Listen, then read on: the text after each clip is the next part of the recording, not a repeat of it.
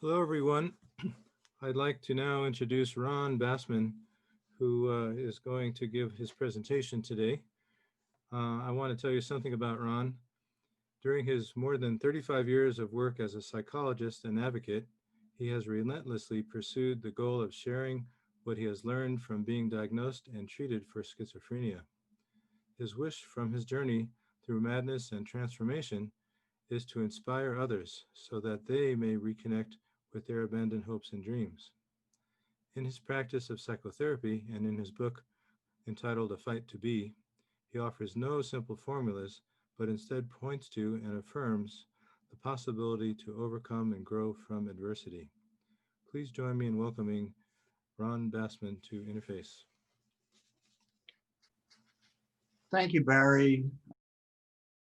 I appreciate the opportunity to speak to a diverse group of people and introduce, for some people, the ideas that are beginning to be disseminated right now, but for other people, this may be new material. And also from people who have experienced treatment in some way or another, they're familiar with much of this material. Let me say a little bit about my background. When I was in my early 20s, I entered into what would be considered an altered state, and for many it would be considered a state of psychosis. My reality started to take on a sense of what I wanted it to take on. I came from a loving family. The traumas that I experienced were not startling during my growing up. Much of what I experienced was not fitting in and just not liking the identity that I was starting to assume. At that time, I drifted, I would say, into an altered state. And I'll try later in the talk to explain what I think happens to people when they do go into one of these altered states. So I was hospitalized unexpectedly. And if you want a more detailed account of my story, you can find an article that I wrote that is on the web. It was published by the Humanistic Psychology Journal. And it's actually on my website. You can download it for free or read it. Or if you're really interested in me, you might read my book, A Fight to Be, but that's up to you. Anyway, I was hospitalized. I had a terrible, terrible experience from my perspective. I was a non-compliant patient, and what my good friend Judy Chamberlain has written about is the idea that those of us who were non-compliant, who were the worst patients, were able to keep a spark of spirit alive. And some of us recovered, transformed the experience, but there were others of us who were, the only thing I could say about it is they were permanently damaged. So it was a big risk to be non-compliant. Eventually, they gave up on medicating me back to reality. I was on massive doses of thorazine, stelazine, and artane. And eventually, they decided to bring in the big guns, so to speak. At that time, people were getting treated with insulin coma therapy. And what that was you were put into an actual coma. And this happened to me 5 days a week. I would wake up at 6 in the morning. I'd be woken up and I'd be sort of in a sleep state, brought back to the treatment center. And I was put into a coma 5 days a week for 8 weeks. And as a result, I lost my memory for about a year, wandered around in what I would consider a zombie state. So after 3 years, I did get my mental acuity back. Some of my memories were gone. And I started to feel good about myself. And one of the memories that I have was going into psychodynamic therapy after I was hospitalized. And I asked my analyst, who was a traditional analyst, and we're going back to the 60s where there wasn't that much done on countertransference and relationship. I said, how would I know if this wasn't going to happen to me again? And she said to me, when you're feeling too good. That response was terrible for my state of mind. Anyway, she and a psychiatrist she was working with hospitalized me again because probably I was starting to feel too good and I was challenging and getting into trying to define my identity again. So I was hospitalized for another 6 months, got out, wandered around for a while, and gradually when I stopped taking the Thorazine, which was prescribed afterwards, I went back to college, went to university, got my PhD, and thought at that time that that's the best way to not get hospitalized again, to be one of them, to be a psychologist. So I worked for a number of years as a psychologist with my background hidden. At that time, it was not a good path forward if you revealed that you had been hospitalized. So I worked in that capacity at mental health centers, and I was also a director of a community mental health center. But there was always this burning need on my part that I needed to talk about what's real and what's not real in treatment people receive. So this is part of what I'm doing now, speaking with people, working with people to see what works and what doesn't work, and that people's choices and rights are accommodated.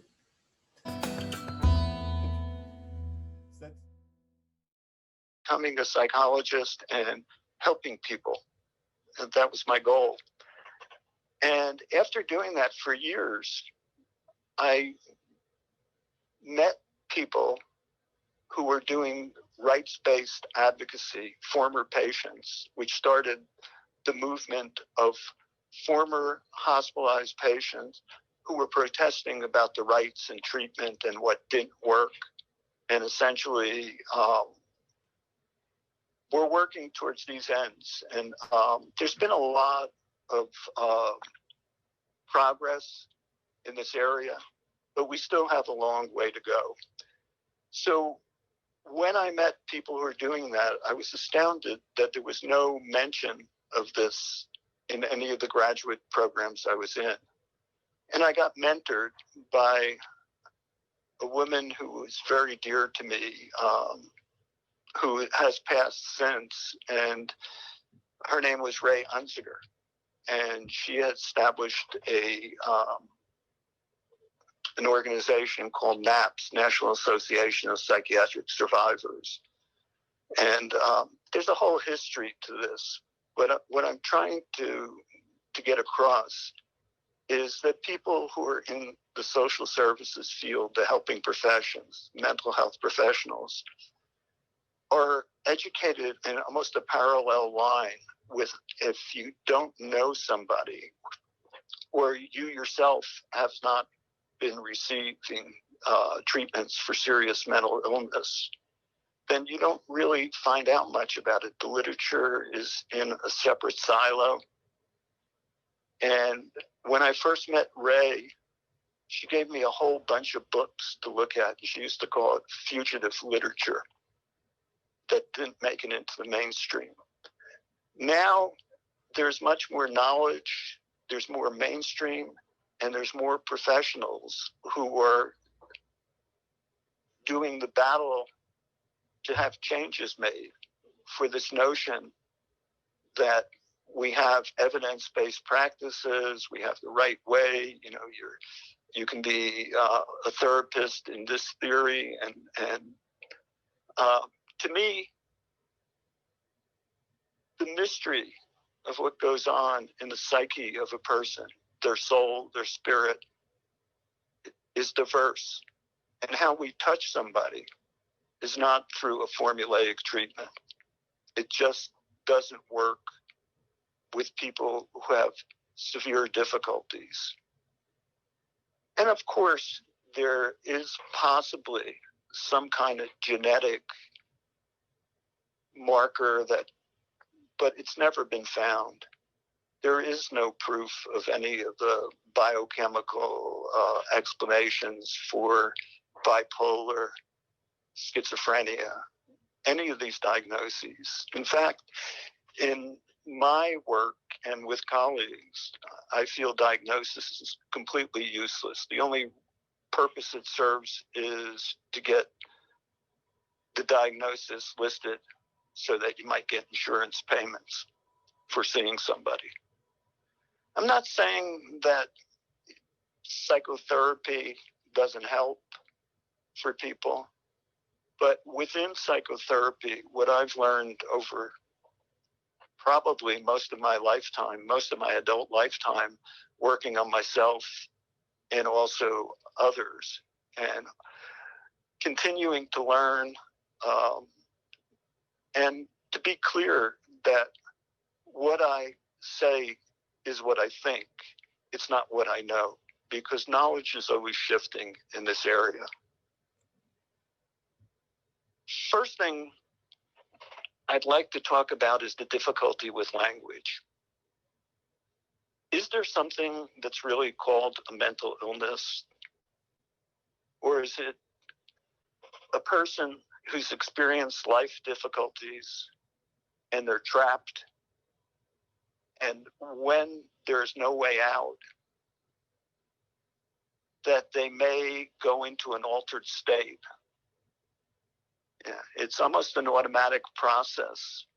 What I found for myself during the time when I was in one of these altered states that was called psychosis, still called psychosis, was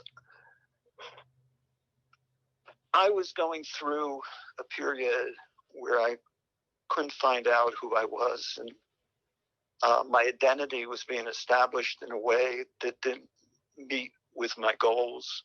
I felt trapped. It's hard to give a short kind of description of what I went through. I would suggest for people who are interested, I've written a couple of books that one deals with the experience that I had, and also what other people have said have helped and not helped. And I also written a book more recently about the unique advantage that people who have been through this kind of experience have in understanding and working with others. There's also an article that I have on my website, which you can download, and it's a short description of the work that I've done and what I believe.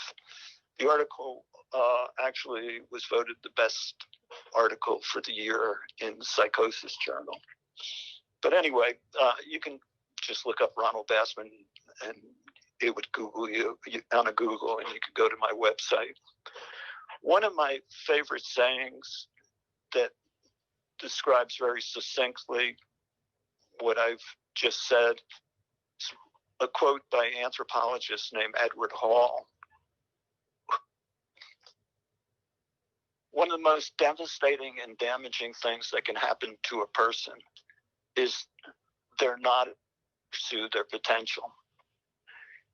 And that is what I've seen over and over and over again, with people being hospitalized for going into a state that doesn't match the reality that people around them have. Often it's frightening for families. They don't know what to do. So they call up somebody who is professionally trained, and they might, depending on how outlandish the person's behavior is, let's call it the identified patient, and they might go to a professional who evaluates them, and often they'll wind up in the hospital. And while there, they may be okay and not volunteer, but accept taking some psychiatric drugs, which basically will be a major tranquilizer. They're not antipsychotic medications. What they do is, excuse me, they take the person down from the level they're at. They kind of numb them so they don't care as much. And for certain people who are out of control, that might be dangerous to themselves or somebody else, they may need some space from the altered state, and being brought down may help. And that would be a very short hospital stay, maybe 3 days, where they can get some distance from whatever the trouble was. Where the problem comes in is people are still told that they will have to be on those heavy psychiatric drugs for the rest of their lives, and they have an illness that they can't change. One of the pioneers in the consumer survivor movement was a woman named Judy Chamberlain. And she wrote an article that kind of resonated with me. And Judy has also passed, and I've done work with her. She said that the people who recover and transform their experience are usually the ones that were non-compliant, that were angry, that fought the system. And they usually got the worst treatment while they were hospitalized. But there was something that kept their spirit intact. You know, I'm just thinking as I'm talking, I'm going to read something when it's kind of resonated with a lot of people when they ask me, well, how did you get through this? And I wrote it in my book, my first book, and it's on the inside cover. So let me just read that to you. My ascent from madness to my present state of clarity and self-acceptance was and is a journey whose responsibility always resided within me. However, as I tried to describe and share with others what wisdom I acquired to aid them in their own work, I acknowledge one element that I do not understand or take credit for. Something that is named or interpreted according to one's unique beliefs and values. As luck, fate,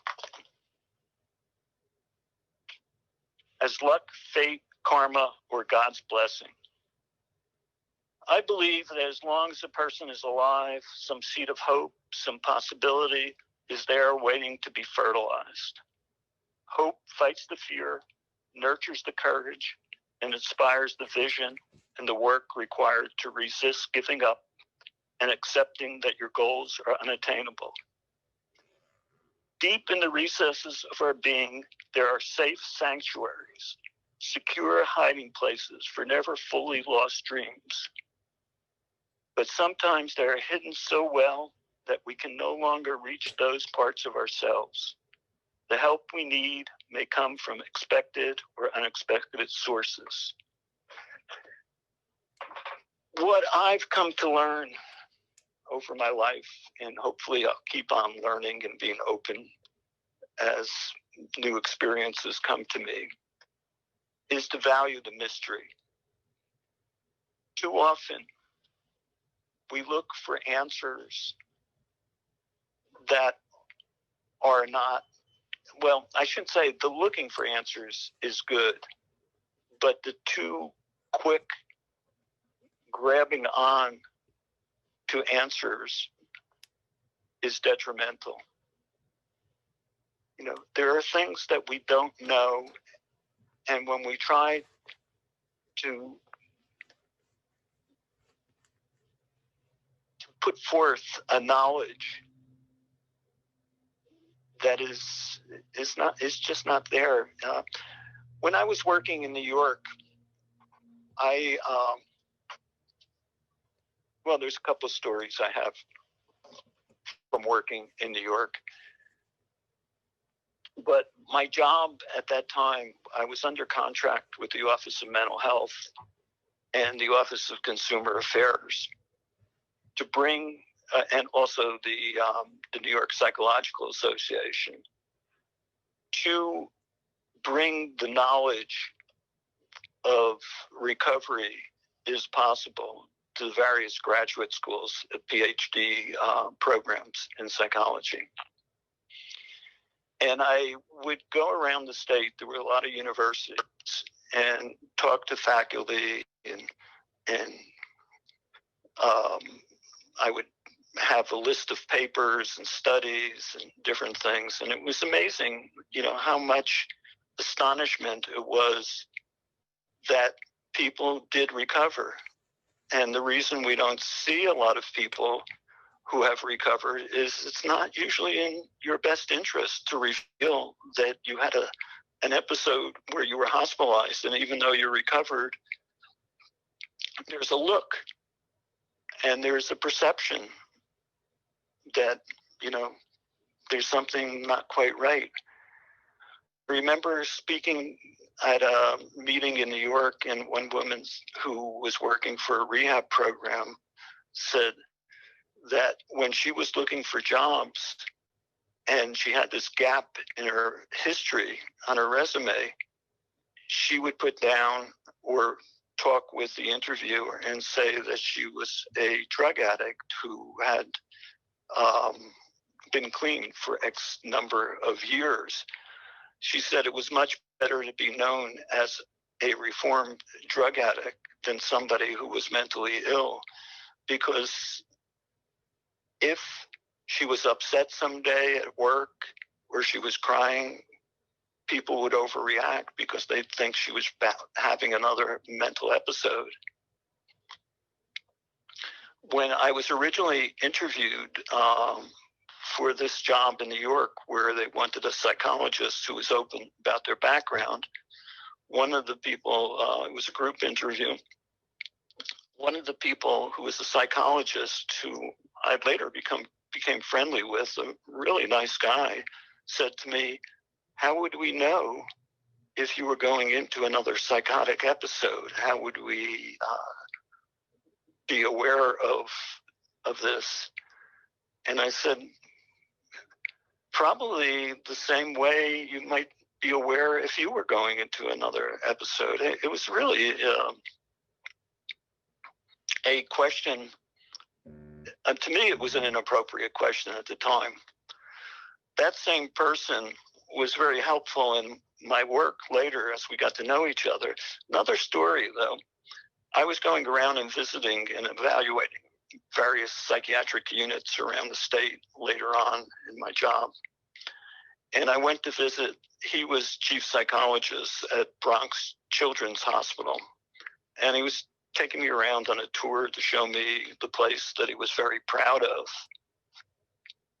And I looked around and I said, this place is terrible. Stone walls and rooms for confinement. And it's just aesthetically, it's terrible for children. And he said to me at that time, it's much better than where these children came from. And to me, that involves the issue of what we're dealing with. People are segregated and put someplace where they're not seen. It's uncomfortable to look at certain people, either their behavior or perhaps their disability. One of the best things that I think has happened in the last several generations was the Americans with Disability Act. It was and is an excellent vehicle to improve the quality of life for people across various disabilities. The collateral benefit from this is something that I didn't have in my generation when you didn't see people in school who were using wheelchairs or had some kind of disability. Now we have a push to integrate people more in society, more in the community. However, we're still fighting this. I'm involved in a project right now, which is Cross Disability, where we're petitioning the government to use, and it's a small amount compared to what's being given out in terms of the stimulus packages, 25 million to transition people temporarily out of congregate settings like nursing homes, psychiatric hospitals, and prisons. This is where 60% of people have died from COVID. There's not much said about that. And this morning I was just talking with the person in California who's head of the protection and advocacy for people with mental illness, all the P&As in California. And they've just had a action in California. They're all lawyers that in Patton Psychiatric Hospital out in California, 10 people have just died from COVID. And the petition was to move people out of these settings where it's just extremely contagious. So they moved people into a different ward. And now one of the things that has been said is they're going to inoculate, give the vaccine to people at this hospital. And the hope is they'll do it for all the psychiatric centers in California, which is the push. And hopefully this can be done all over the country. But it's a very temporary fix. A lot of people are put in these congregate settings because we don't have the will to integrate them into the community, to provide the services. So there's an alliance with people with disabilities to see if they can get a seat at the table in the Biden administration. And the issue is addressed in a lot of European countries much better than it's addressed here. It's been found that we can make prisons more rehabilitative and less punishment, and people do better. And people who have some kind of disability with the proper supports can live in the community. But my feeling personally is that it's an issue of not wanting to see people who look or act or feel differently. They're not necessarily, it wouldn't necessarily be a problem to the community if they had the services they needed. And this has been done in various countries in Europe. It's shown to work. You know, as I'm talking, I'm wondering how many people that are listening to me right now are aware of, excuse me, of things that are being done right now. I'm the executive director of an organization called Mind Freedom International, and I encourage whoever is listening to look at our website and see what we do. We were the only NGO in this country who participated in the United Nations Convention on the Rights for People with Disabilities, which was passed, I think, in 2006, if I remember. I participated in the first couple of meetings with people from all over the world, and we were trying to get the same rights presented to people with psychiatric disabilities that we combined so that we wouldn't be in separate silos. Like the deaf had one set of issues they were dealing with. People who were blind had other sets of issues. People who had mobility issues had other. But we came together, and it was ratified in the UN. It's easy to find. It's a fairly detailed document, and you can find it by doing Google search under CRPD, the UN Convention on the Rights of Persons with Disabilities. 177 countries have ratified it, not the United States.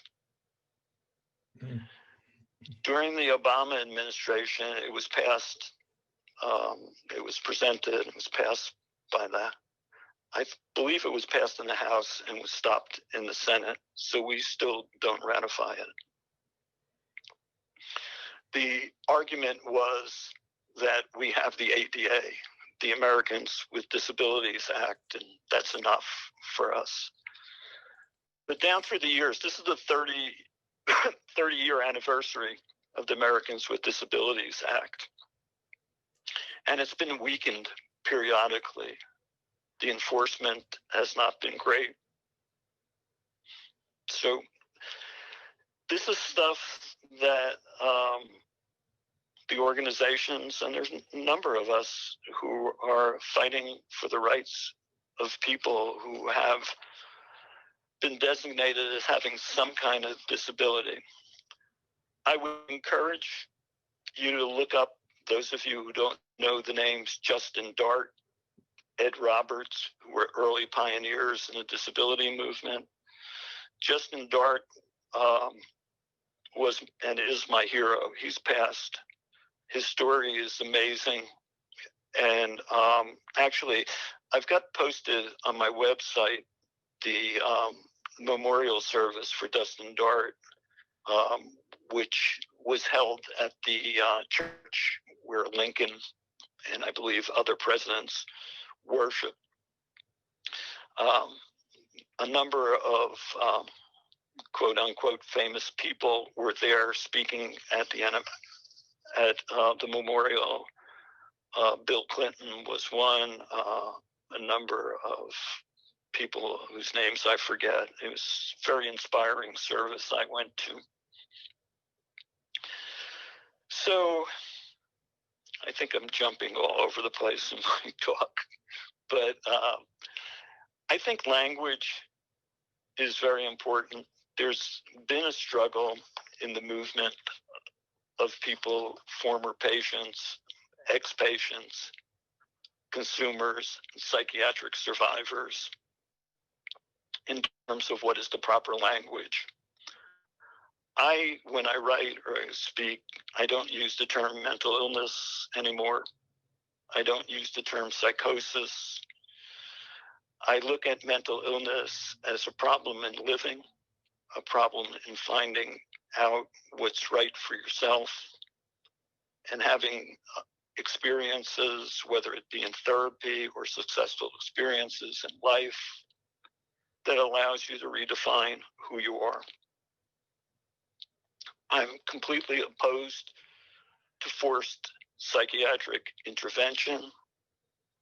And as a therapist, I won't see anybody who is forced to see me unless it's very special circumstances. I believe forced treatment is an oxymoron. And I think we really need to change how we support and elevate people. And it's discouraging to me right now because of what the national climate is. I'm going to just tell you a couple of my favorite quotes. And my favorite is one that came to me, and I forget how I found this, but I believe it was by a Aboriginal activist, and if I remember correctly, her name was Lila Watson. And she said, if you are coming to help me, you're wasting your time. But if your liberation is bound up with mine, come, let us work together. Another one that I like to cite as one of my favorites is by a woman writer named Janet Frame. She's considered the most prestigious and acclaimed New Zealand writer. Janet Frame was hospitalized for schizophrenia in New Zealand and was considered a hopeless case. She was being readied for a lobotomy. She was scheduled for it when one of the poems that she had written won a prestigious award, so they didn't go through with it. Since that time, she's written a number of books. I've read most of them, and one of her most famous is called Faces in the Water. A couple of movies were made out of different books that she wrote. And the quote that I like from Janet Frame is, the four most dangerous words put together are, quote, for your own good, unquote. That, to me, really creates more problems. Good intentions, the wanting to help, and thinking you know what a person needs without genuinely listening to them and understanding it is really too often missing for people. Another quote that I like is just sort of a fun one for me, which was by Friedrich Nietzsche. He said, I gave up all my illusions and now I'm mad. It makes me consider how many illusions we live with and how many different versions of reality there are, and how simple it is and how human it is to look for answers and sometimes go on a trail that leads to problems.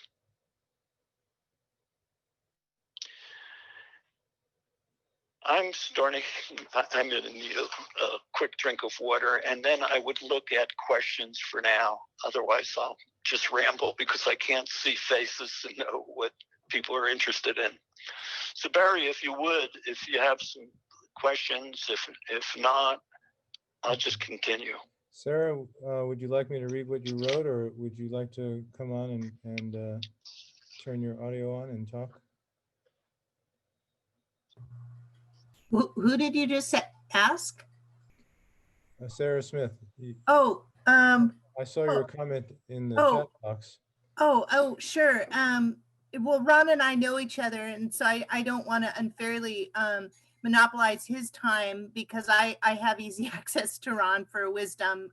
So I would gladly defer to other people's questions first. Okay. So I'll start, Ron, by just asking you if you would comment. I was so affected hearing that the Trump administration executed the woman who was on death row.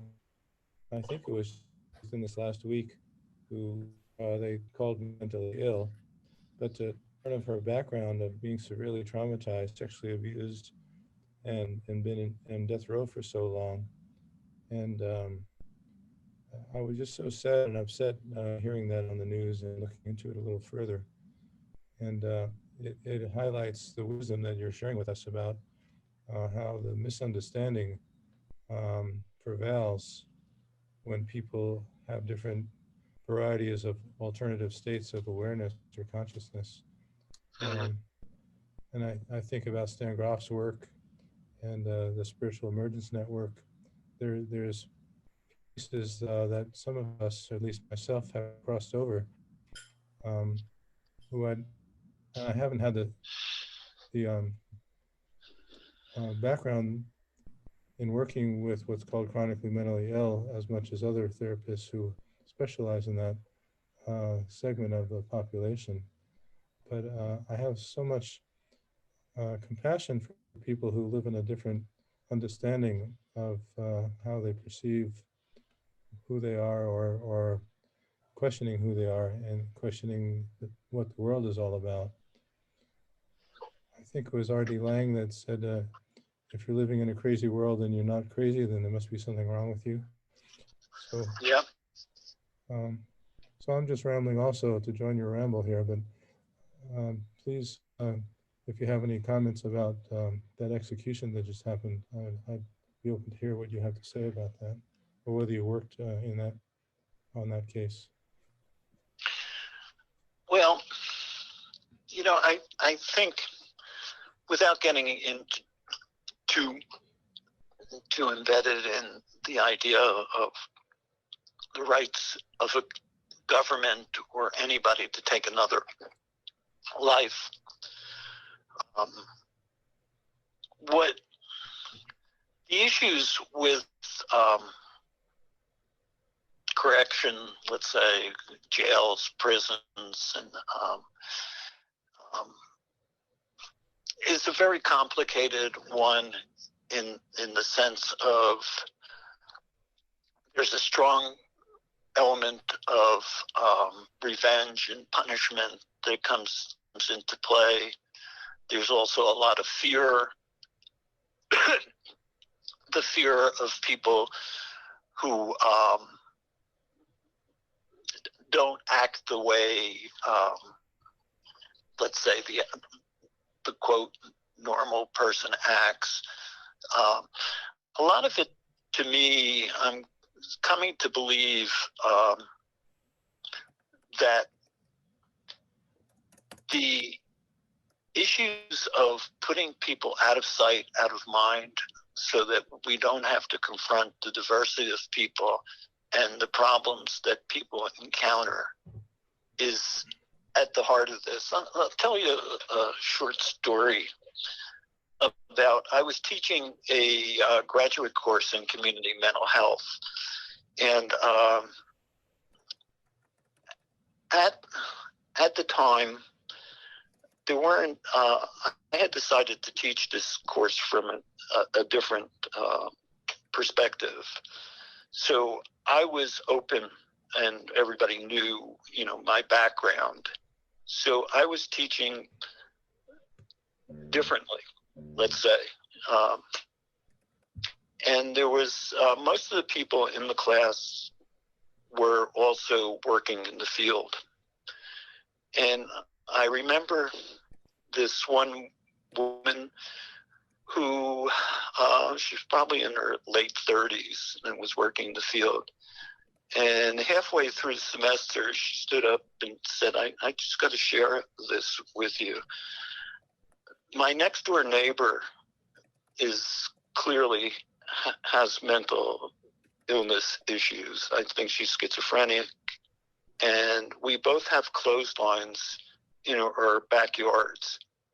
And I never go out to hang my clothes or go in the backyard when she's there, because I just don't want to, I don't feel comfortable relating with her. And she said, I decided to go out and talk with her, given some of the things that I've just been recently learning. And she said, I was so ashamed because she was a very interesting person. She, just had some views that I didn't share, but I enjoyed talking with her and we became friends. This is the part that I see has been helpful for other disabilities, for people with disabilities, when it works, when it's possible to be integrated into mainstream classrooms. The idea of, Barry, I'm older than you are, but you were around when I believe you wouldn't see a woman who was pregnant on the beach. It was just not something to be in public. And the idea of having curb cuts now benefit everybody. You know, not just people with wheelchairs, but bicycle riders, mothers with baby carriages, and being able to see and be with people helps us to learn what it's like and to have compassion. Back to your forensic question, I have heard many times people say, I would rather be in prison than in a mental hospital, because in prison, I have a date when I'll be getting out, which is not necessarily always true. There are indeterminate sentences too, and criteria you have to meet for parole. But in a hospital, if you're diagnosed with some form of what's considered serious mental illness, you have to prove that you are no longer thinking in these ways or acting in ways that are different. You may be there for the rest of your life, which still happens. The other part of it is in both the prison population and the hospital population. One of the criterions often for discharge is the agreement that you will be in outpatient treatment, and that means that you will continue to take psychiatric drugs. And right now the drugs could be a depot, which means you can get one shot for the entire month. I can't imagine how bad that would be. And now there are 3-month shots too. To have a shot that's coursing through your system and making you feel certain ways, and it's going to last that amount of time, and you have no control over it. So back to your question. Yeah. Well, back to your question is, you know, the issues are complex in our society. It's a scary time that we're living in. But, you know, my hope is the intensity of the crisis and the period of time we're in, that somehow will result in, let's call it a tsunami of compassion, where people start living together in community. Another quote that I like, it's something I heard a long time ago that Mark Twain wrote, and he said, "The town drunk is an elected office." So we struggle, and we struggle in various ways. The co-founder of Mind Freedom, the organization that I'm working with now, quotes Martin Luther King, and I don't have the quote on the top of him. It's something to the effect of the salvation of the human race resides in the abnormal, the mad. Okay. There's a few comments starting to show up here on the chat board.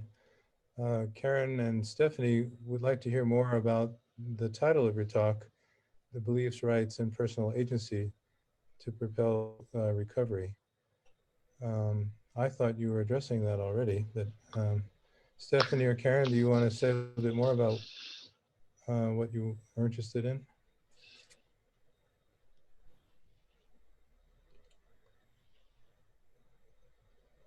I can talk to that, because I think each of those areas are very important. If you believe that you're going to stay stagnant and you're never going to develop past the place you're at, and that you have a physical or biochemical disorder that you were just born with and you have no control over, you're going to look at what you do and how you feel about yourself in a different way than somebody who is looking at the different events in their life that have contributed to the feelings that they are dealing with that feel unbearable. If you believe that you have the ability to overcome what's going on in your life, and we're all different, and we can have, what one person's trauma might not be a trauma to another person, how we even define trauma. I have a very, very strong belief that when you keep hope alive, it allows you to move forward. That's the part about beliefs. What's the second part that I beliefs? Rights. I think I had rights down, and that would be belief, rights, and personal agency. Yeah, rights means that you have the ability to explore options. That you're not. When you take certain levels of psychiatric drugs, or any kind of thing that might be considered medicine, it changes the balance within the body. And some medicines are helpful, but it's going to make changes in other parts of your body. There will be unintended consequences. Hopefully they wouldn't be that bad. But with most psychiatric drugs, they have a numbing effect. Things are coming out now in research about the difficulties of withdrawal, especially from the SSRIs, the antidepressant drugs. And if you talk to many people, as I have, and read through the literature, what the SSRIs are not happy pills. What they do is enable people to not care as much about things. It dulls the affect, the emotions. And some people might feel that's good because they were feeling so terrible that they don't want to feel. But it inhibits many of the qualities that make us human. It just about obliterates the sex drive. So when I say rights, it's the right to get good information, to have choices that you make. As a therapist, as working as a therapist, one of the things I've come to know is if a person tells a therapist that they've been thinking about suicide, it can set off a whole chain reaction. So if a person doesn't feel safe to say how depressed and how down they are and how suicidal they might be, and have the opportunity to discuss it with a trusted person, where do they go with these feelings? I remember one of the sayings that was going around the mental hospitals in New York when we would talk to people. What was said was, I might be crazy, but I'm not stupid. I know what to say if I want to get back into the hospital because it's freezing out on the streets or whatever. And I know what not to say. So if that element of trust is not there, it's very difficult to work with somebody.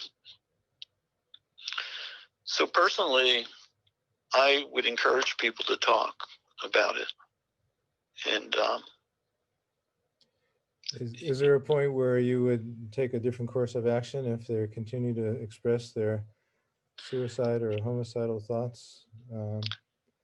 I probably shouldn't even say this on a recording, but, you know, at this point, you know, if it got to that point, I would tell the person, please don't bloody up the office and kill yourself in my waiting room or in the parking lot.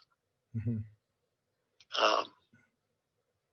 I believe fully in the right of a person to have, for their being to be their own. And it's how you work with a person. If I feel like I need to bring about the authorities, then the person can just spiral. And it's almost a truism that the person can just as easily kill themselves in confinement if they want to do it. It's not the answer to confine them. I remember being asked to talk at in New York. There was an annual conference of the judges who adjudicated complaints from people who were in mental hospitals and complaining about something, you know, that they've been abused in some way by staff. And it was early on in my time doing this work. So I called my old mentor, Ray, and I said, you know, what's the most important thing for these judges to hear? And she said, tell them that the only people who actually see what's going on and know what the truth of hospital confinement is the people who get out, because the staff have a culture that they go into day after day after day, and it becomes their reality. And the offensive kinds of treatments are not recognized. Let me tell you about a initiative that was done in New York while I was there, and I was in charge of doing what was called a recovery module for the hospitals. There were 18 state psychiatric hospitals in New York, and it was decided to do a training, and it was various modules, but the module that I was in charge of was called the recovery module. And it was a 3-hour training, or actually workshop, that all the hospitals would participate in, and everybody in the hospital, whether they were secretary, psychiatrist, or janitor, would be in on it. And we got people who had been in different hospitals, sometimes the same hospital as they were going to talk at. And we asked them to talk about their experience and what was helpful and what was not. And we rehearsed it for them for public speaking and also for processing afterwards, because it was quite a challenge to do this kind of thing. And the response was some of the staff would actually be crying and say, you know, in the feedback section, we never knew that you felt this way or could see this. And some of the positive responses, I remember one woman who was, I hate the term, but she was catatonic. She didn't speak to anybody. And she said one of the nurses would come over and sit next to her and just sit there and say hello and ask how she was doing. She didn't respond, but she said she always remembered this nurse that cared. And there was also the experience, I'm not sure if she was the one who said it or somebody else, talked about being, I think it was her, that at night in her room, the nurse would come in and ask her if she wanted a blanket or if she wanted the light on or off. And just those little things were so remembered and so instrumental. The personal contact, somebody that cared, somebody that understood, is incredibly important. We did it up as a research study too, where we evaluated how the people on the wards felt before and after this period of time. And the results was, what was expressed was generally a more caring and safer atmosphere on the wards from before and after. It was published, I forget, this was about 12, 15 years ago. That's great. Yeah. I would like, there's some chat going on between a few people, but I don't know if it's a specific question to you exactly. I would ask people to unmute themselves and come on and make some comments. Those of you who are therapists who work with people, if you have any questions, observations from your practice.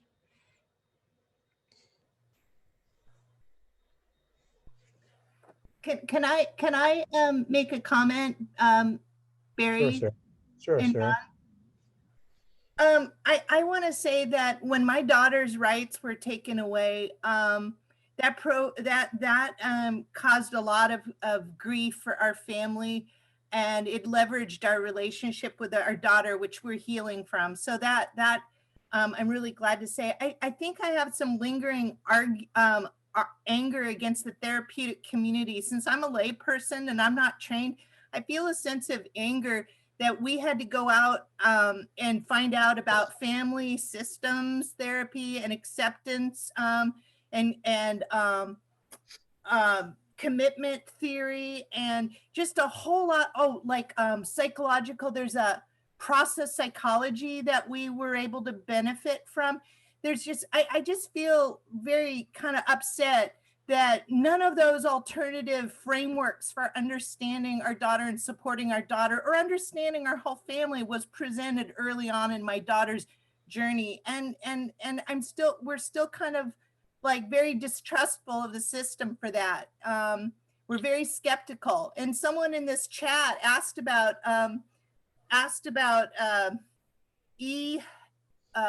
what's his name? Foley Tory, and that very much upset me because that person single-handedly represents a failure of our system to protect my daughter, her right to receive alternative treatment. And so I'm kind of coming from upset. And sorry, I just wanted to say that. Thanks for your comments, Sarah. Ron, do you want to respond to that? Well, Sarah works with me on a program that we have in Mind Freedom, which is called SHIELD. And what it is we have a number of people throughout the country and also internationally who sign up to support people who have complaints or grievances about being forced into treatments that they feel are harmful, especially electroshock, and they're forced against their will. And what we do is what Sarah and office staff do is they talk to people about it, what alternatives they have. Most people want to get a lawyer or find something that's helpful. And we have connections with different people in advocacy positions, and that can be helpful. We also have affiliates where somebody can talk with somebody in their particular area who might be helpful. But when there's an egregious complaint and there's nothing that can be done about it, what we do is, with our help, the person writes up a narrative of what they're experiencing and what they wanted to have done.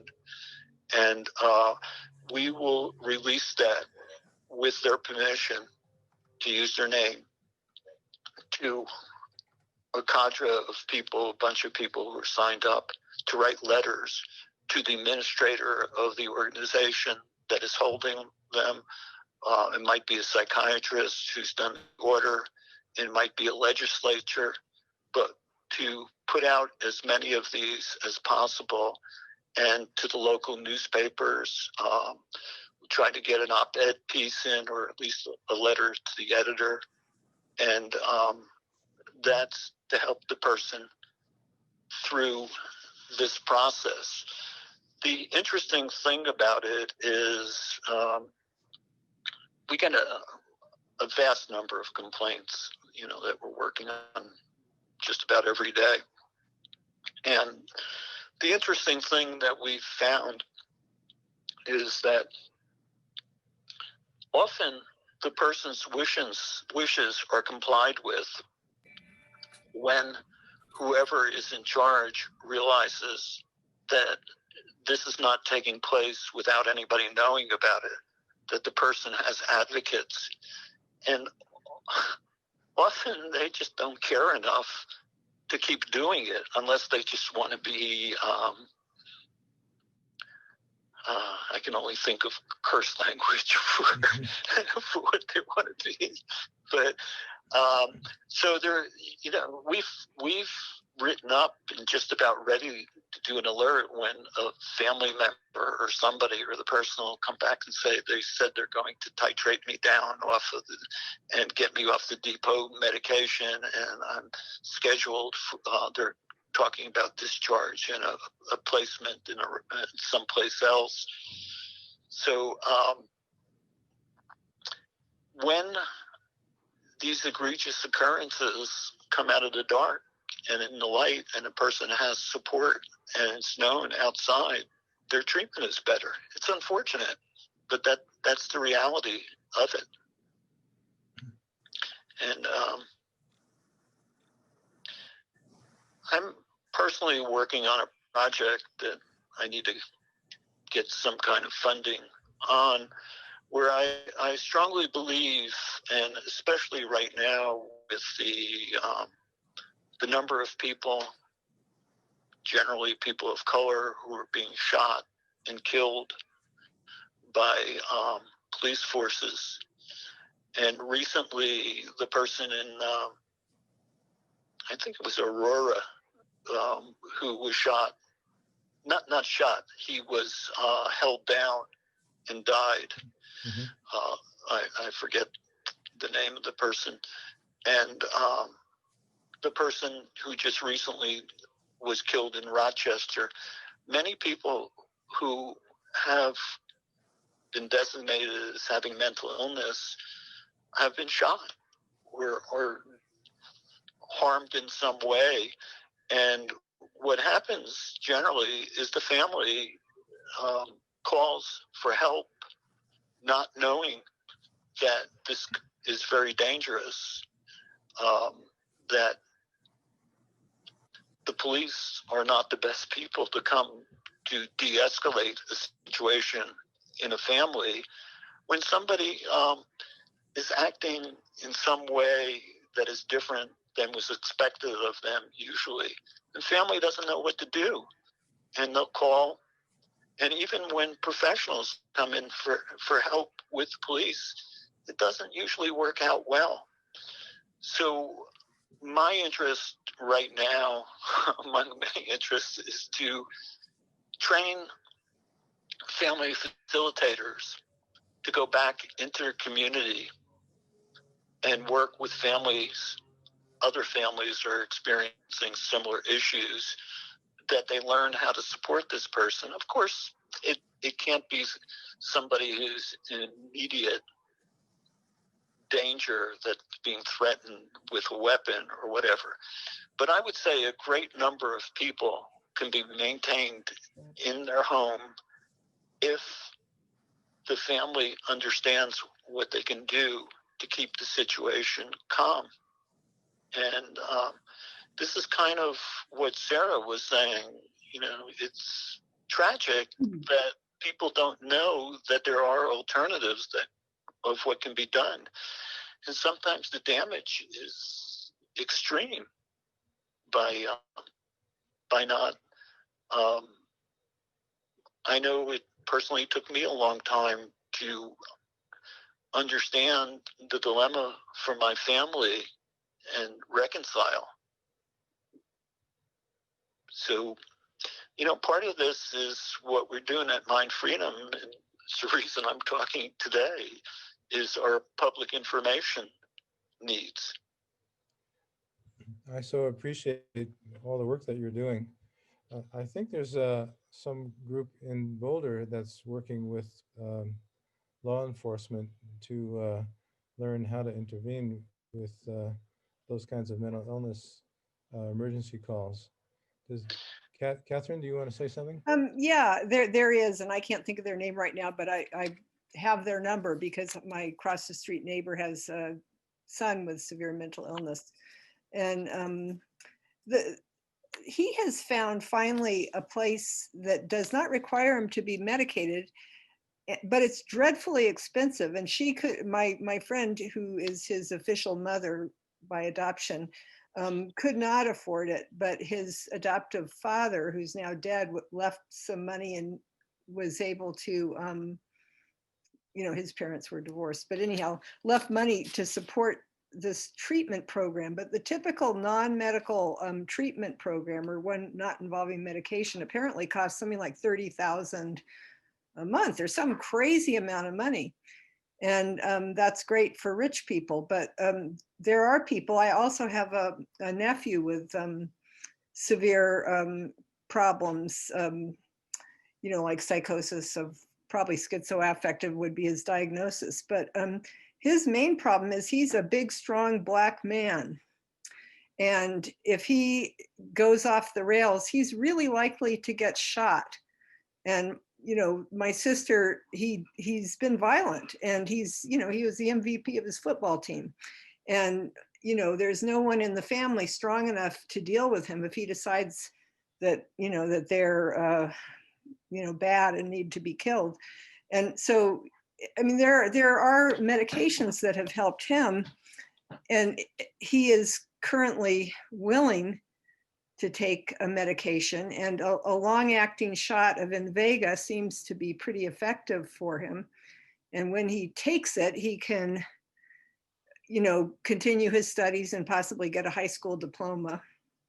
If he doesn't, that's not going to happen, and then things are not good. And so I'm wondering what people think about the newer antipsychotics. I can't think of what the generic word for the Invega is, but both of these young men with apparent schizoaffective disorder have benefited from Invega. One is now taking it, one is not. And the one who is not, when he does take it, he's able to work and can actually, complete chores and tasks and, do jobs.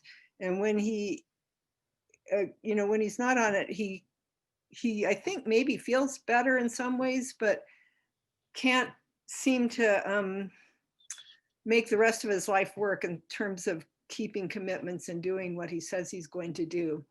And he has a underage son too, which his mother is having to raise. Anyhow, so I am not antipsychotics. I think there's a place for them, and I think some of them are better than others. And I don't believe they just blunt. That's not what, that's not what I've heard from the people taking them. Can I push back against that? Because I really don't know how many people are hearing the voices of my daughter who desperately tried for years to come off of them. I just don't feel like those are the voices that get heard. The so-called treatment resistant voices like my daughter, who feel harmed by them and feel like they're not effective. I feel like but what's they? Because there are a whole bunch of different kinds of medications. And so some of them are effective for some people and some of them aren't. And, so. And who are we hearing from in the media? Which voices? Those who are happy with their treatment, or those who are desperately unhappy? Who are the voices that we hear about in the media? I don't know. Who are the voices we hear about in the media? Well, I would argue that the treatment compliant individuals who feel helped by their medications are the voices that we hear in the media. Okay, I don't know that, but that's an interesting idea. But the thing is, you know, my nephew was doing okay, and then he stopped taking his medication, became violent, and ended up in prison. And now he's out. Have you heard of the concept of rebound psychosis? Chenard, a researcher, a neuroscientist, theorized that the dopamine receptors are actually physically changed by introducing a person to neuroleptics. They create more dopamine receptors in the brain. So the psychosis you have when you withdraw is actually worse than the psychosis you had before you were put on the neuroleptics in place. My husband. Well, actually, he was equally psychotic beforehand and had actually tried to kill someone before he went on meds and before he did the final thing that got him in prison. Let me address what you're talking about. Yes. We don't know that much about mental illness, if you call it that. We do know, and there's very significant research, credible research, that shows that people who take these psychiatric drugs have a 25-year shorter lifespan than people who don't. And what was being said was, it's a very complicated issue. And, you know, the part about somebody being dangerous, these are extreme examples of somebody who has to be contained because we haven't, and the container is either jail or some kind of drug. And with some people, a very, very small minority, it may be beneficial. And you're describing a couple that are. I can describe a vast number that aren't. And, you know, there's a lot of chicanery is the word that I think, and snake oil salesmen. There are people who are making a great deal of money by promoting these brain scans that can tell them what medication will work for certain people and what won't. It's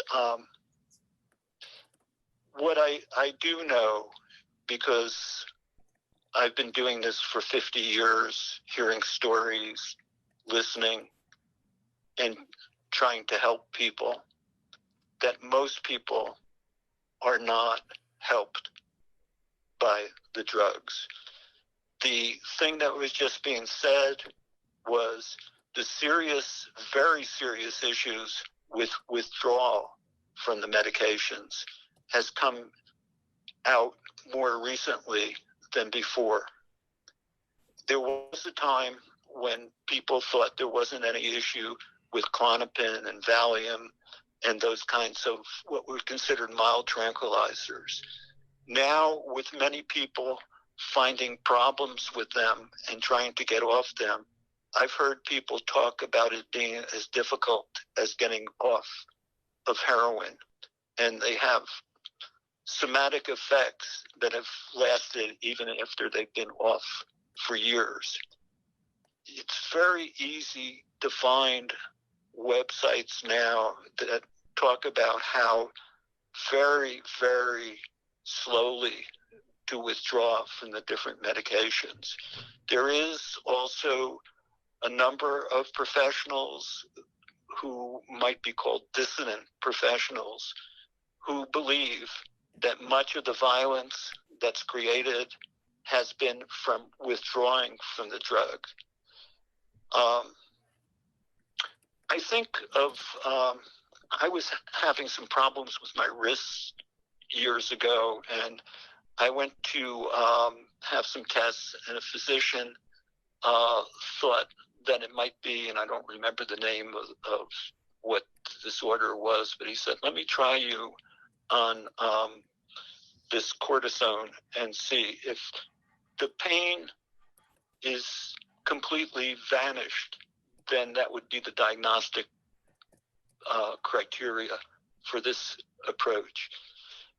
And he said, take it for a week, and then we slowly have to withdraw you from it, because I think it's the pancreas. His description was it gets lazy because you were artificially giving it the cortisone. So you have to withdraw from it very slowly, or the pancreas will not start the process of producing what it's needed. And that stuck with me with what happens with psychiatric drugs. These powerful drugs do something to the body besides the basic effect. And if you read up on just about any of the psychiatric drugs, they have been approved for one kind of thing, and they're usually used off-label for other kinds of things. But the big issue, which is not resolved, is how much violence is caused by either taking the drug or withdrawing from the drug. It's very big money in that industry. But when the I heard person somebody is say, violent, that may be the cause they're on the drugs. They may be violent, and that may be why they're put on the medication. it could be. In fact, There's all that is sorts- the case for my nephew. I can't really say it's this or that. I don't know.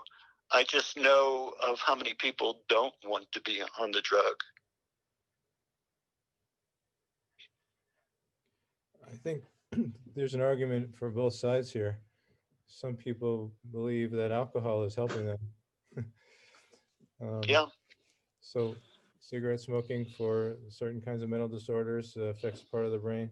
So the argument is which symptomology are we suppressing and which ones can we accept in our society? I think that's the point you're making, Ron, that we're not giving equal weight to the patient and their values and their beliefs and their understanding of what they want. Can I jump? Absolutely. And I just want to say,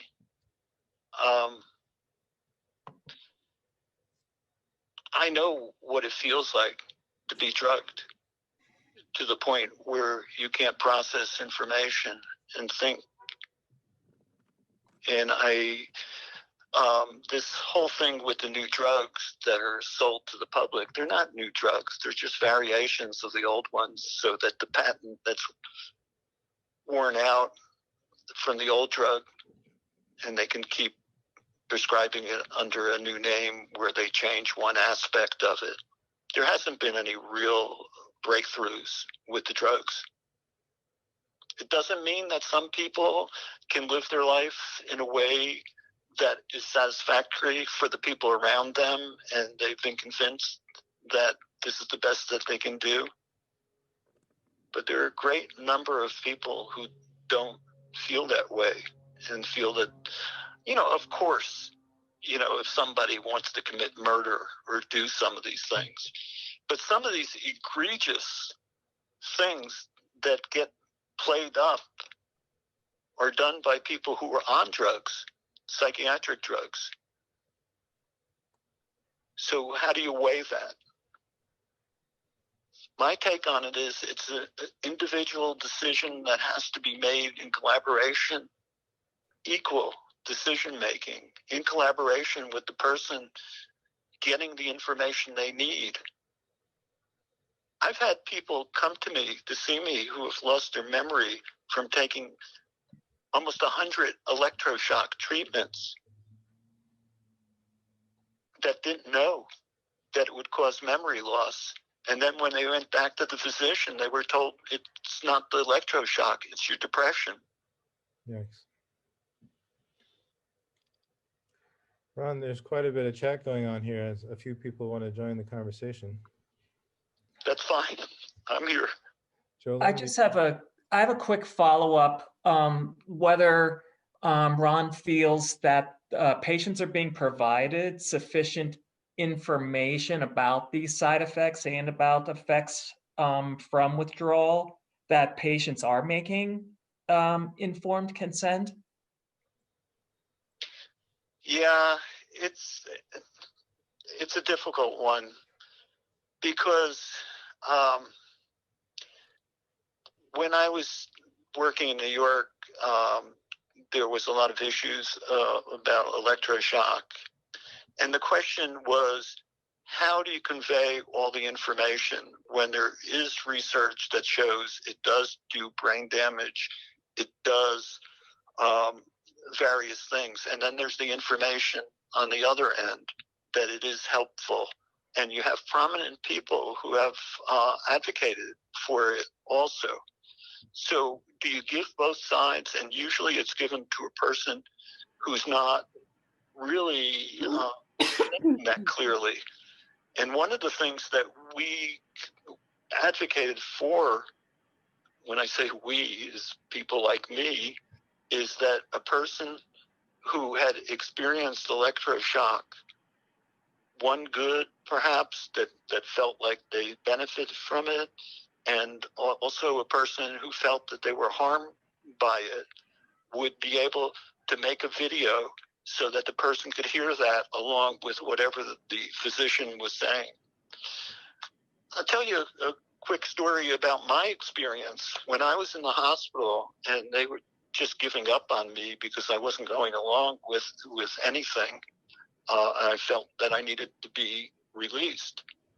This was a long time ago. They don't even do this treatment anymore because there's a lot of fatalities from it. My mother came to visit me and she said, "I have good news for you." And I said, What? I thought I was going to be discharged. Was the good news? She said, "They've done a physical evaluation of you, you know, your blood, et cetera, and they're going to give you this treatment that's going to make you better." It was insulin shock. Wow. I was never told anything about it.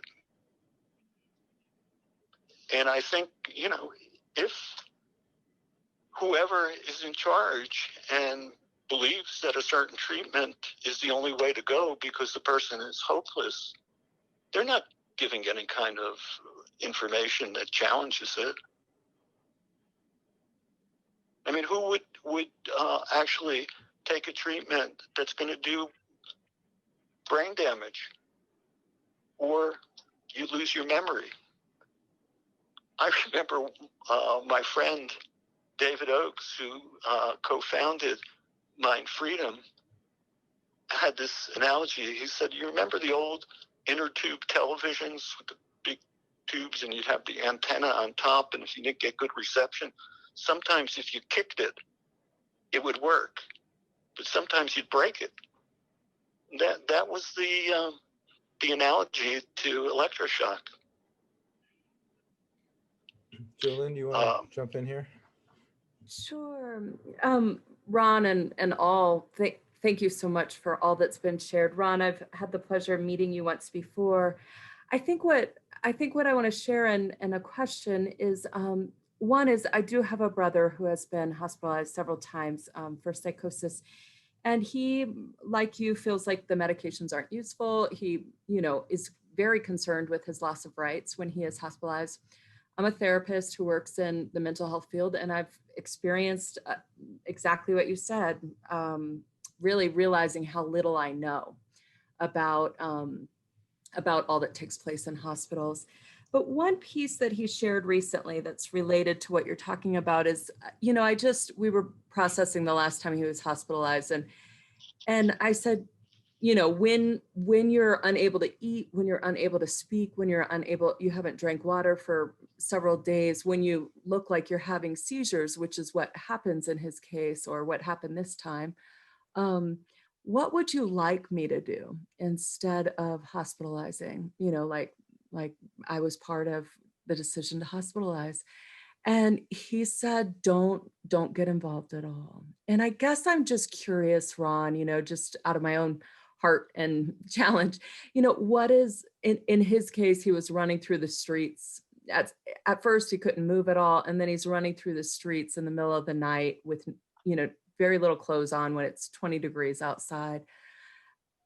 Can you speak to what is the right thing for a family member to do when there is such acuity in those situations that honors people's rights, you know, my brother's rights, and yet also balances, you know, of course, that longing for safety and wellness for him? I appreciate what you're saying. And personally, I've always been surprised at how many people run through the streets naked. You know, there's something about that that I don't quite understand. You know, it may be some kind of symbolic way of getting rid of some kind of restraint, mental or physical. I'm not sure, but I've heard that story so many times. And what you're asking, I don't have the answer to. I think it's so different for different people and what stage they're at, you know, whether it's a first hospitalization or whether it's, you know, a number of them and they have to kind of reintegrate whatever their experience is. What people in the movement, ex-patient survivor movement, has been advocating for many years is respite centers, small places that may have 8 to 10 people, staffed by people who are compassionate and understanding for them, the person to be able to relate. And it's based on the system that was established. It's called Soteria. You may have heard of it. There's one Soteria center now in, I think, Vermont. There used to be one in Alaska. There's some overseas. There's a couple in Israel and Switzerland. And what that is, it's based on a model that a psychiatrist by the name of Lauren Mosier, who, great person, he's passed now. But, I asked him at a meeting at one time about the centers he set up. You can look it up and you'd find his information and Soteria, how it was built. And it was started as a study comparing what happened with people in California who either were randomly first admitted to a hospital with a diagnosis of schizophrenia, and some could go right into the usual treatment, and the others could go to the Soteria house that he had established. And there was basically, he hired people to work there who were not disturbed by erratic behavior, and they just helped out there. Some would have to stay up all night with the people there. Cooking, housekeeping was shared. And the question I asked Lauren was, how long did it take most of the people to come out of this florid state of, you know, whatever you call it, you know, this altered state? And he said, generally in 4 to 5 weeks, people came back to functioning. So there was another of that same model done by a psychiatrist by the name of John Weir Perry up in San Francisco. And he did the same thing. And the basics of it was having compassionate, understanding people working there. Generally, they weren't professionals. They were just people who, you know, had this kind of personality. And I had interviewed years ago John Weir Perry, and we talked about stuff. Very warm man, psychiatrist who studied with Jung. And he said to me, you know, that he's been an outcast in psychiatric circles because whenever anybody heard about his program or presented it, they said, how could he do this? How could he keep his license? He's allowing people to just be crazy, and, you know, they're throwing feces on the walls and stuff, you know, like, you know, uncontrolled people. And he said to me, you know, none of them ever visited his place was called Diabasis, which is Greek for crossing over. And he said they just had this perception of what was. And none of the psychiatrists who were complaining ever saw his place. And he says it wasn't chaotic. So in answer to your question, I think we need to change how we help people, essentially. And as I said in the beginning, there's a study, and I've believed this, that instead of looking at people as having some kind of biological or biochemical disorder, which some people might have, but it's not in the majority, and the drugs usually don't correct that we need to have services and information that teaches us what will help certain people. And it won't be like a template that if a person does this, we do that. It would be learning to really listen and understand what's happening with them and to work with them in that way, you know, based on their needs and their desires and what works, and keep changing it. But there will be people who won't respond to that too. But we cannot have successful services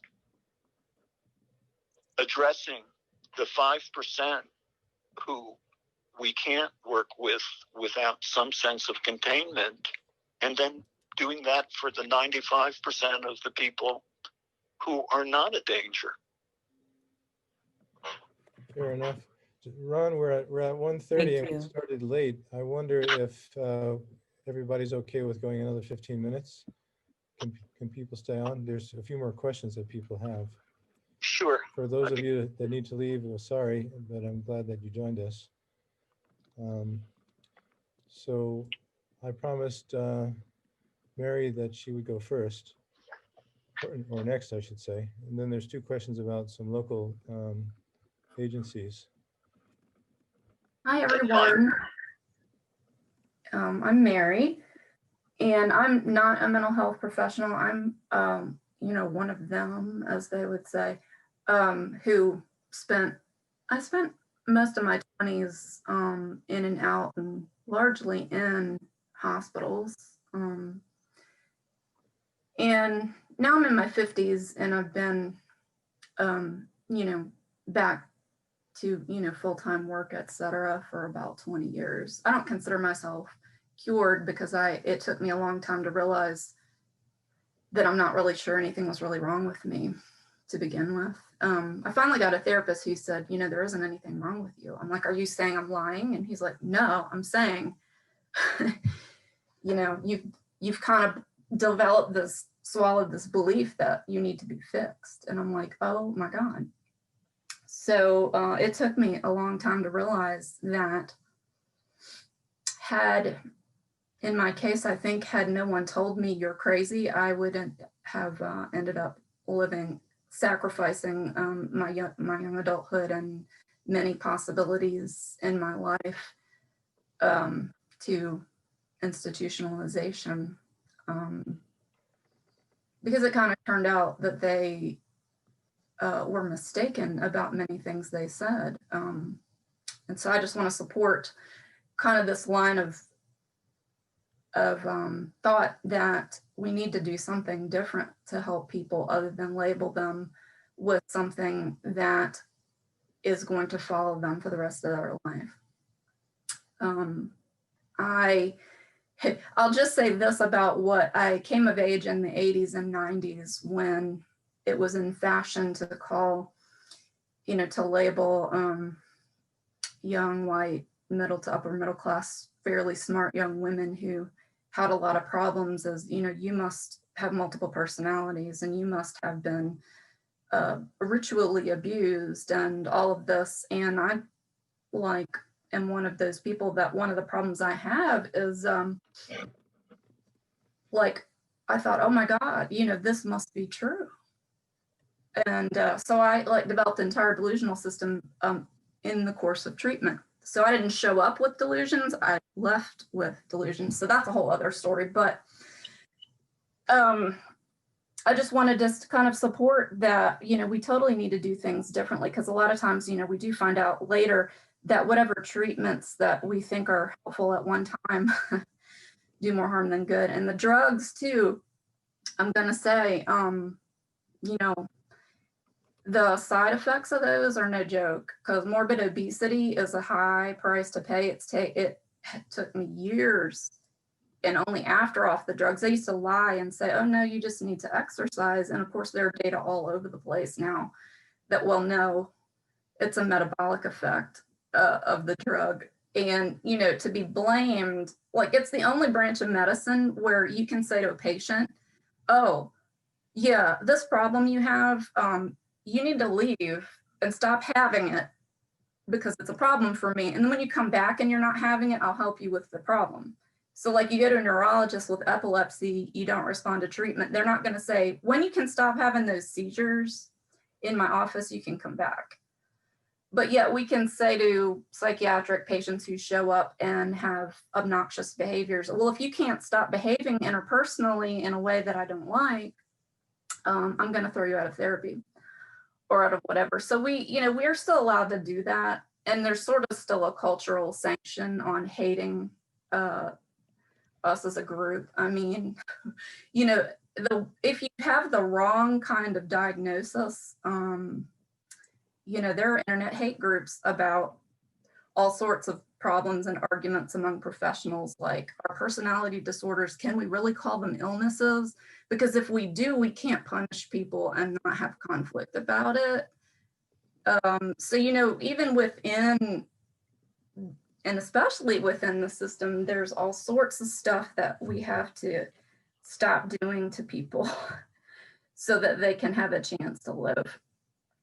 So those are I just wanted to support, and I know that was a lot of words. So thank you for everything you're doing. Appreciate your comments. Just to let you know, Ron, there's two other people that are ready to jump in. Yeah, let me just respond quickly. Okay. I truly appreciate what you're saying, and I'm so glad that you were able to make it through. I'm also sorry that you had to endure all the stuff that you had that happened. And what you're saying is right on, and I hope you share that with a group or whatever, so you can join in changing what is. I've been so fortunate that I've met and interacted with and become friends with extraordinary people who have been through these experiences and have become just so genuine, so genuine, so real, so appreciative, and so open. So I thank you for sharing. And what's your name? I'm sorry, Mary. Mary O'Connell is my name, and thank you for your kind words. I, stumbled upon the work you all do and was like, oh my God, yeah, I have to find out about this. Look up mindfreedom.org. You'll find fellow travelers, whatever. I totally will. Thank you. Okay. You're welcome. Thank you. Dawn? Yeah, I'm skipping my other question. I just wanted to say, I'm a psychologist. I was an inpatient therapist when I first started back in 1980. And Ron, I think it's not your idea, but the idea of something other than hospitals for people who are psychotic is so right on. And I don't have any hope that in my lifetime we'll get there.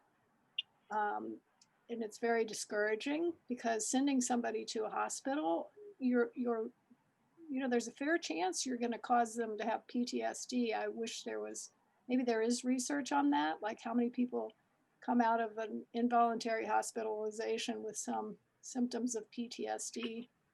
I also just wanted to say that sometimes when I'm working with clients and I find out they're getting referred to this psychiatrist or that psychiatrist, I have a sinking feeling because, you know, I know that's a doctor who is so convinced that the answer is medicine, and not just one, but five. And it's a weird feeling because I don't know what to say. I don't want to badmouth other professionals. So just saying that's my experience. I appreciate what you're saying, and you know, again, I suggest for people who are listening, get yourself educated, find out the alternatives, and help push a different agenda. We're living in a time of really people live within their silos who share their beliefs. And one of the primary things that we're doing, that I'm doing along with many people at Mind Freedom, is trying to emphasize what is possible and stand up for people's rights. So I encourage people, look at our website. It's got a lot of useful information. I would also suggest taking a look at something that was developed last year through a grant, which was called Voices for Choices, where there's interviews of professionals and ex-patients, survivors, talking about their experience and what they believe. It's a series of 12 about 10-minute videos addressing different topics. You can find it any place on the internet, or you can find it on our website at mindfreedom.org. That's great. We have one more person, Claire, and then I think we're going to have to close. Claire, do you want to jump in? Hi, everyone. Hi, Ron. I'm here. Hi, Claire. So, I see people. It's terrible. yeah, I'm sure you're struggling with not seeing people. I'm on the board of Mind Freedom as well, so that's my connection with Ron. I'm also someone with lived experience of, I want to say, force, just straight out force, and also psychiatric labeling, so it didn't help with me, and I think that's as equally difficult to disentangle from. But, you know, I appreciate people's questions about what to do in the moment when things are so extreme with people. I think that's what the difficulty is, because those situations are complex. We're all complex, and they've taken a long time to occur, and we're trying to fix them in an instant or in a very short time frame. And I go back to what Ron was saying, like, how much do we need to know to think that we know the best response for somebody when they're in those states? And I think the challenge is just having that as an open question. I think we foreclose way too soon on thinking we have the answers. And for me as a clinician as well, the challenge is I have to elevate too. I have to dig. I have to consider my beliefs and what I think we're all doing here and with each other, and what somebody's experience is, and what is important when I'm with somebody that's going through states that I've been through, kind of running down the street naked, other things like that. Like they happen. What has been missed? What is needed? And the other thing I'd say about that is it's knowing that response of like, leave me alone in those states when people have asked like what to do when you're kind of in these extreme states. And when that has been my response, it's been because I don't trust anybody to have enough space to help me work through and understand maybe the symbolism of things, maybe what has come before and what's set me off. I've never had, for a long time, I didn't have that experience with anybody that could really be there in the chaos with me. So then I just stopped believing that that's even possible. So that becomes the response then, just stay away. It will make it worse, when I know that those are the responses that I get in terms of hospital or medication or seclusion or isolation or the narrowing of my life in various ways. So society's tied ourselves in a bit of a knot, I think, in this moment. And in my view anyway, we won't see mass changes maybe in many of our lifetimes. But what is our role now is to maybe just hold open the possibility that the answers that we think we have are not at all the answers for dealing with these things. And that's sad. And we then need much bigger capacities to deal with the uncertainty and pain of that situation collectively. But that's kind of where I spend my time, in that uncomfortable, very uncomfortable space with myself and with others. Yeah. So, and thanks for everybody sharing. That's all I wanted to say. Thank you so much, Claire. Ron, Thanks, Claire. Can I just say three things real quickly before? One is Claire and I wrote an article for the Humanistic Psychology Journal, and you can download it off my website. It's we both thought it was interesting. I won't say more about that. The other thing that I'd like to say is somebody asked me about the title, and the one thing that I hadn't said was about agency. And agency means that you have the ability to make decisions for yourself, that your decisions are not overridden by some authority when it's not necessary, that you're not really needing to be restrained or contained at that time. You just need to be able to have the credibility to make your own decisions. I appreciate the questions that have been asked. I would also say that we're going to be there's going to be a workshop next Wednesday. And if people are interested, it's a free workshop that's going to be called What is Mental Illness and What It Is Not. And it'll be directed across disability with an organization that's called It's Our Story, where people with disabilities do a video of what they've experienced. So if you're interested in it, check out Mind Freedom. We'll have a posting of how you can sign up. And Barry, I appreciate your giving me this opportunity to speak. I feel so terrible that we couldn't fix the getting you on, and I'll take full responsibility. No way did I want to put it on you. We both learned our lesson here. But I was just teasing you. Yeah. I share the responsibility. This conversation to me was extremely important, and I would be one to have you back and continue the dialogue. I'll save the chats for you and make them available, Ron, so you can look through the comments that people have been making during the call. The other is, I assume it's been taped. Would I be able to send this out to membership of Mind Freedom, or? Yes, we had a hard start, but it is being recorded, and I will make the recording available to you, and with your permission, we can post it to the. Yeah, that would be good. Okay. So, okay, thanks everybody. Bye. Thank you so much, Ron, for doing this, and you're getting Thanks, lots Ron. of pronoms and waves. Thank you. I'll just use my imagination. Sometimes that's gotten me in trouble, but not now. Well, I think you may be able to see the faces when we look at the video. Hopefully that will come through. Okay. All Take right. care. Thank you all.